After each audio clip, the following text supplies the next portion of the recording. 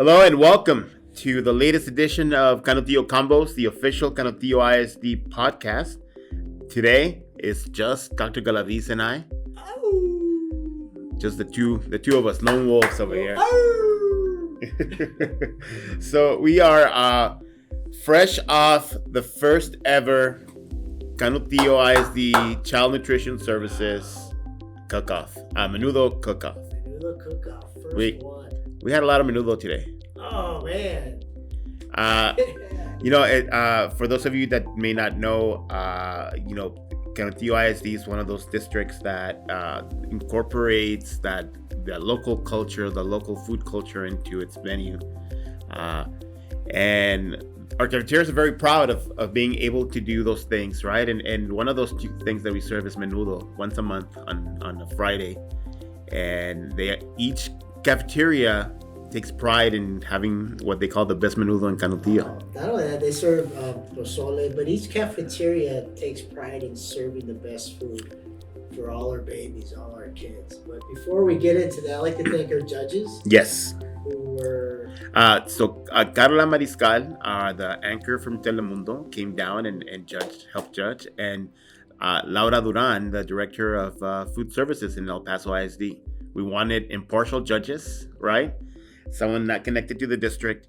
They came, they taste every single menudo from all 10 cafeterias and judged it based on taste, aftertaste, color, texture to determine who has the best menudo. And the winner was? The winner was Canutillo High School. Canutillo High School. Best menudo. So I'd like to also thank K-Fox was there as well. Who else was there? K-Fox was there and Telemundo was there. Was there covering it. So thank you all for coming out. And it's a good story. It was a warm. We had music. We had good staff. So We had limes, chile, oregano, onion. We had everything. Pan blanco, everything. Yeah, so it was a good morning. Good morning to start. It's interesting to talk about this because we've been, for several weeks now, we've been talking about food services and the quality of food that our cafeterias serve. School cafeteria food gets a bad rap. The kids often say like, "Oh man, I don't like the food." And this is not new, and this is not unique to Canutillo ISD. This has been happening for generations. Kids don't want to eat the school at the cafeteria. They want to go out and eat McDonald's. They want to go out and eat Panda Express, whatever it is. But our cafeterias are serving not just the healthiest food; they're serving food that's tasty. Yeah, they are. You know what? They try because they're guidelines. They're guidelines set forth by the Department of Agriculture. We don't have open ingredients like Chick-fil-A, McDonald's, right. These things that fast food, I guess, if you will, yeah. Takis and all right. that stuff. It's we have to follow rules and guidelines because it's the nutritional value, right. It's the health of the child that we're looking at, and they go out of their way of making sure not only is it healthy, but does it taste good? Right. Where you want more. And today was an example of the menudo. The menudo was delicious. And it was healthy. It followed all those guidelines. Followed all those guidelines. Yeah. And I'd like to thank all the cafeteria ladies and gentlemen who were there. But it was just a great event. It was a great event. Next, I think spring, and I didn't tell you this, I was thinking of I know they make their own salsa. They're having a spring salsa event and bringing out all the best salsa. And anytime you get a chance to celebrate not only our cafeteria, but our culture, our region. Well, and it was so heartening to when we announced the winner. That kitchen really kind of blew up. Like they were so happy to win. They were so proud of having the title, and it's something to be said about these ladies and gentlemen that work in their kitchens, that they come in way early, way before any of us, even wake up, serve our kids with a smile, feed our kids, and do it well. They're really unsung heroes. They are. Service with a smile. Yeah. Service with a smile. And it was great, again, because we had maintenance our maintenance peeps were there, and to feed them, to feed. I mean, it was an awesome event. Like, thank you for your team getting it all together, getting the judges, Mr. Marco Macias. Marco did a great job. Yeah, he does. And he always does a great job. He takes pride in what he does. So again, congratulations to Canutillo High School, and now the challenge is on, because we're gonna do this next year as well. Next year we're gonna do it again. And second place was Reyes Elementary School, and third place was Canutillo Middle. So I know they're on the heels over here. They're on the heels, and talking to the judges, they said it was really hard. Very hard. It was very close. All of them were very, very close. So congrats again. And if anyone ever gets a chance to have the Menudo from Canutillo High School, let us know if we picked the right one. Also challenge our other districts. Bring your best. We have ours. And bring it. Yeah, bring it. I am the team Socorro. I am and the bring it. We got it. We're the best small school district. Let's go. Let's go. Well, tomorrow we're gonna be knocking on some doors, Doc. We are. Knock.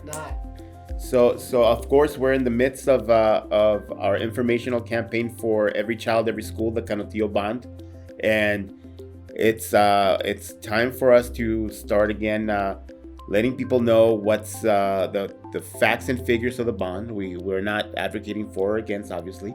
We're just telling people facts and figures. And we're going to knock on doors, let people know the election's happening, what's on there, how it impacts the district, how it impacts them. So if you're listening to this before Saturday and you get a knock on your door from someone from Canutillo ISD, it might be some of our kids, it might be some of our employees, some of our parents, volunteers, knocking on your door to let you know of the bond election. It's important to arm yourself with the correct information, with accurate information before you head to the polls. There's a lot of misinformation out there, and we actually addressed that today. We did. KFox News was there, and there's one of those signs that were in opposition of the bond, and they were again an illegal sign, and they're showing up, and it's just wrong. It really is. Doc, the thing about the bond, and it's upsetting, not because they're against it. I mean, I can certainly understand if someone is in opposition, right? People have their reasons. Yeah. But what's upsetting is that they're using things like transparency and trust as issues. Yet, they're not telling us who they are. They're not telling us how they pay for these signs, who's behind these campaigns, who's funding these campaigns. And when we're talking about transparency and trust, it should go both ways. People should be following the law. And these signs are illegal, and they're not following the law. So if you can't trust, if you're pointing the finger our way, but not following the rules set out also by the state, how can people trust that? No, and I agree with you. I think that's when we did that KFox News story this morning, because it's frustrating. We work really hard as a district. Our 3A's was effort. Being the best small school district in Texas, it's an effort.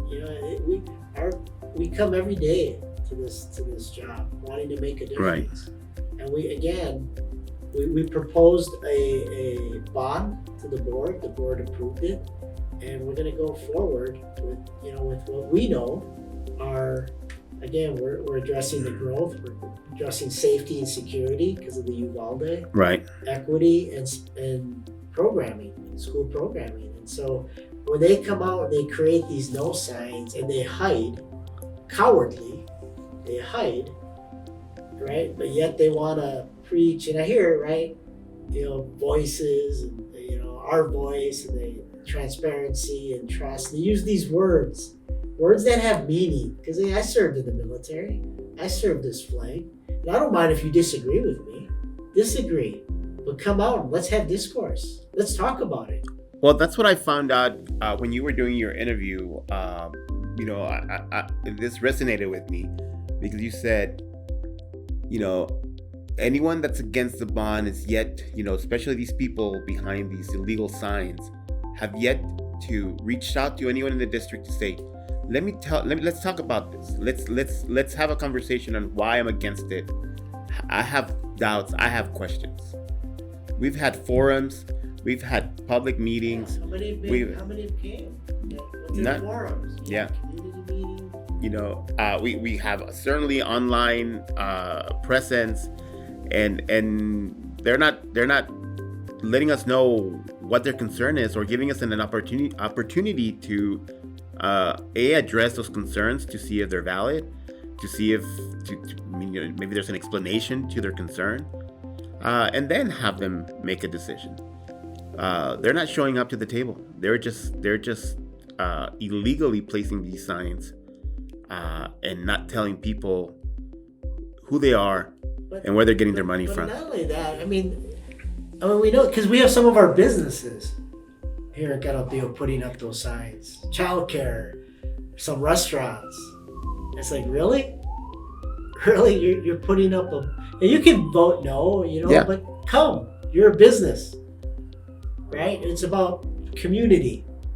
You want unity. Come and talk. We'll tell you why we're proposing. Right. I can tell you yes or no, but when you, as a business, you have that responsibility of whatever goes up in your window, you're accountable for that sign. One of the things, again, as a community member, I'm going to file a complaint to the ethics, to the state, because these are illegal signs and I'm tired of it.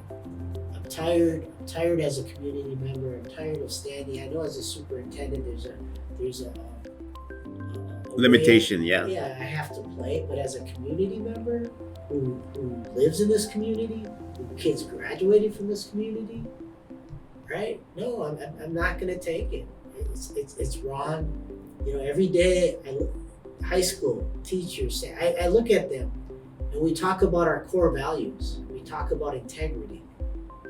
Well, part of core values integrity is standing up, regardless if you have a title or not, but standing up for what's right, standing up for what's wrong. And it's not just being loud, it's more about, no, what you're doing is wrong. And as a community member, as Menudo Galaviz who lives in this community, I'm going to file. I'm going to against those businesses, against these people who I see your sign next to their sign.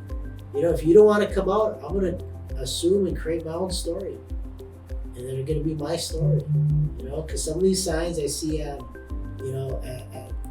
places of worship, which is, again, it's against the IRS because they're not for profit. Right.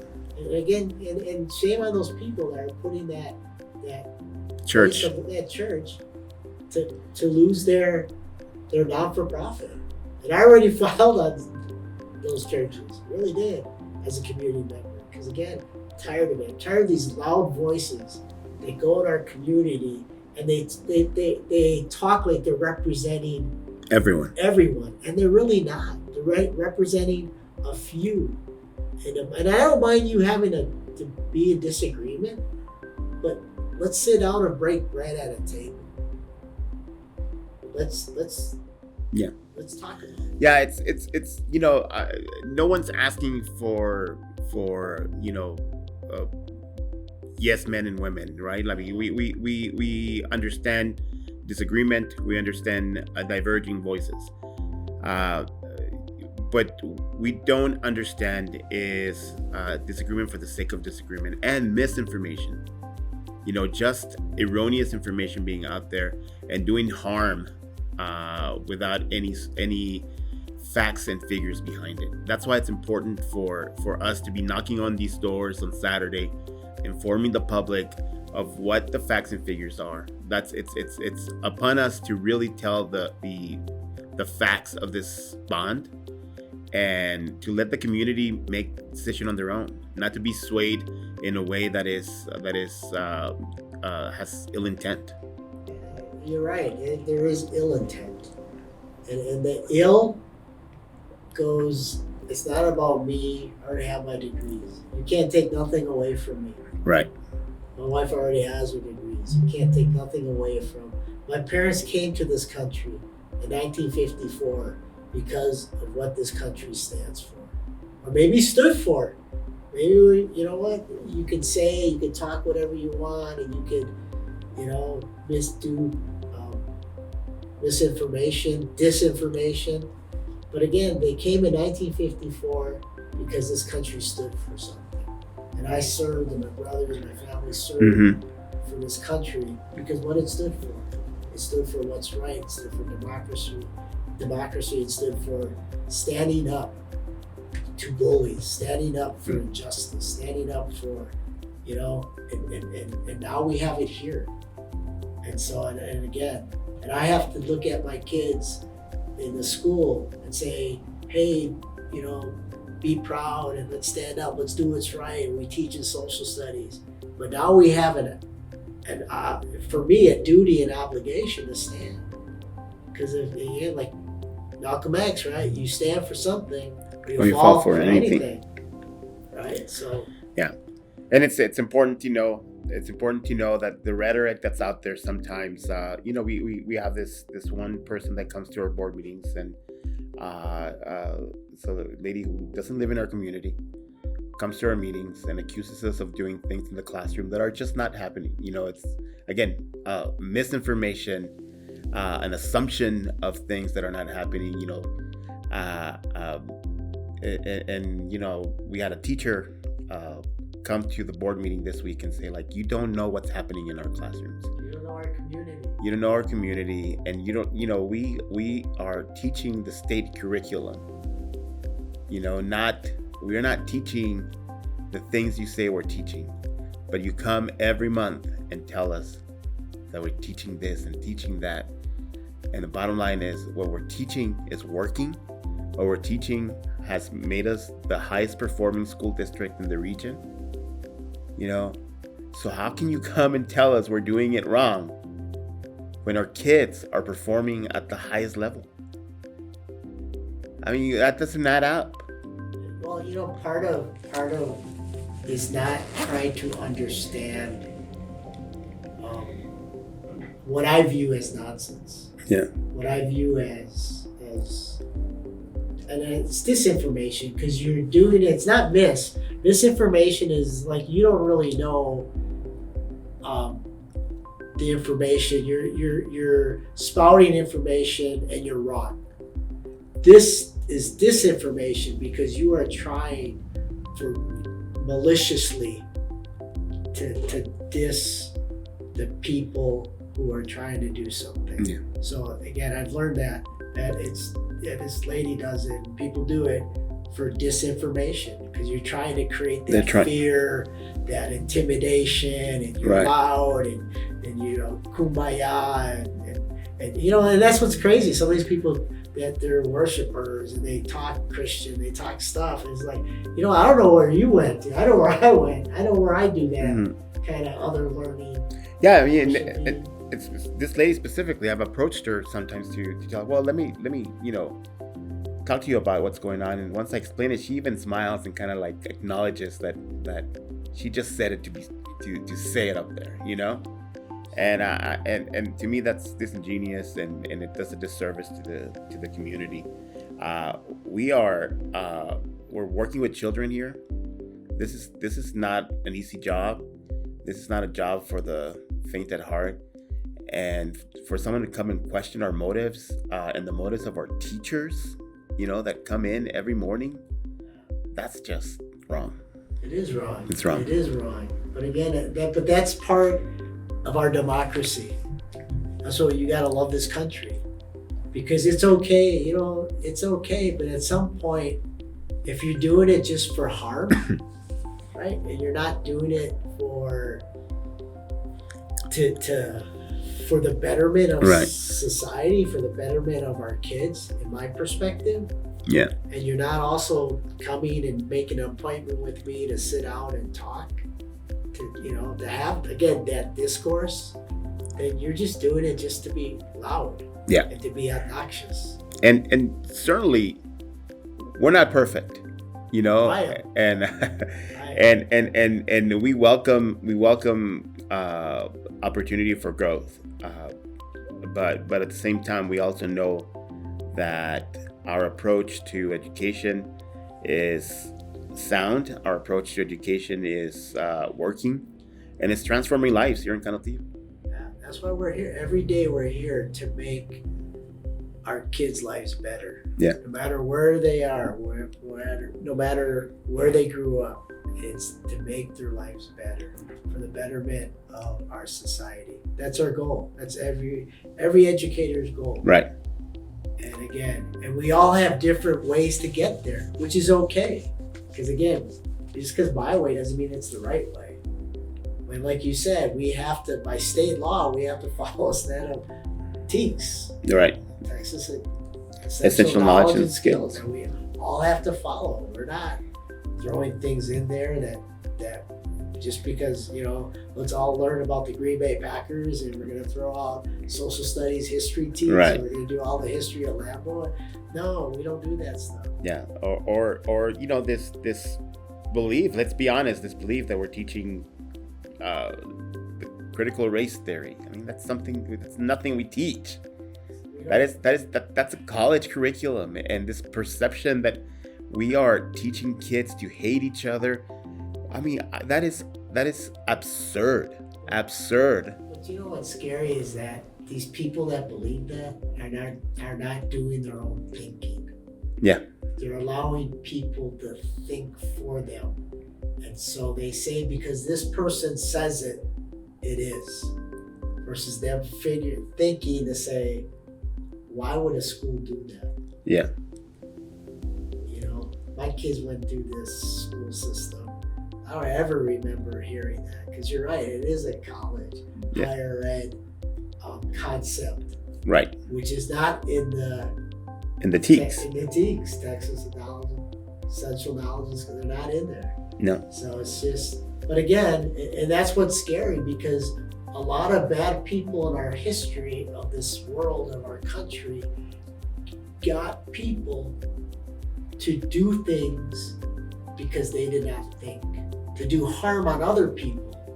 They had these thoughts on how these perspectives on demean people are of lower class, and so these people were harmed by because again, the people didn't think and say, right. No, that's not right. And that's the scary part of it. That's the scary is that our society today in 2022, and you hear the rhetoric. When you hear the rhetoric, even from our legislators, from our federal, our state, right? They want to believe this, and they campaign on this. Yeah. Right, and they get people going and moving, and it's just rhetoric. It's just, and it doesn't bring people together. Yeah. So, anyways. Well, we're gonna, like I said, we're gonna be knocking on doors tomorrow. We're gonna be reminding them that early voting is going on through November 4th. We have an early voting polling site here in Central Office on Artcraft on the Canutillo ISD Central Offices. Everyone's welcome to come and vote here. Election day is November 8th, Tuesday. It's more than a week from today. And we'll be waiting anxiously the results of that election. Whatever it is, hey, we're always going to do what's right for kids. We will. We will. So, again. Well, have a great weekend, everyone, and we'll see you next week. Bye-bye. Beso, beso, beso.